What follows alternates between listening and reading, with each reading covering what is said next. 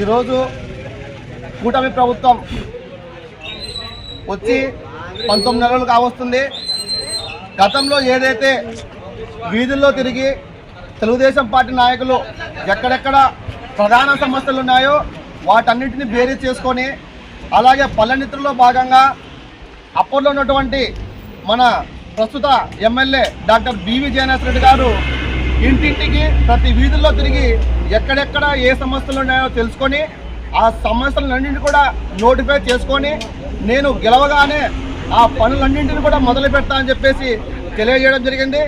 దాని ప్రకారమే ఈరోజు మనకి ఇక్కడ ఉన్నటువంటి బీసీ కాలనీ వచ్చి రాగానే బీసీ కాలనీ ఏరియా కూడా సీసీ రోడ్లు డ్రైనేజీలు వేయడం జరిగింది. దాని తర్వాత లక్ష్మీపేటలో కూడా సీసీ రోడ్లు డ్రైనేజ్ వేయడం జరిగింది. గ్రామాల్లో కూడా పలు చోట్ల సీసీ అండ్ డ్రైనేజీలు వేసినటువంటి ఘనత డాక్టర్ బివి జయనాథ్ రెడ్డి కుటుంబ ప్రభుత్వం అని చెప్పేసి తెలియజేస్తున్నాను. అంతేకాకుండా మనకు R&B రోడ్ కూడా ప్రధాన సమస్య ఏముందంటే మన చింతలమూడి రంగడు స్వామి అనేటువంటి పెద్దమాటి రోడ్డు, దాని ద్వారా వెళ్ళేటువంటి రైతులందరికీ కూడా చాలా ఇబ్బందులు ఉన్నారు. వాళ్ళందరినీ కూడా దృష్టిలో పెట్టుకొని R&B రోడ్డు కూడా మంజూరు చేసినటువంటి ఘనత డాక్టర్ బివి జయనాథ్ రెడ్డి అని చెప్పేసి తెలియజేస్తున్నాను. అంతేకాకుండా ఈరోజు ఈ యూనివర్సిటీ కాలంలో మనకి ఏదైతే ఉందో దీన్ని కూడా రేపొద్దున రాబోయే రోజుల్లో బివి జయనాథ్ రెడ్డి గారే దీన్ని ఒక జూబ్లీ హిల్స్ బంజారా హిల్స్ లాగా వచ్చే విధంగా కూడా తయారు చేసేటువంటి గొప్ప మహానేత డాక్టర్ బివి జయనాథ్ రెడ్డి గారు అని చెప్పేసి తెలియజేస్తున్నాడు.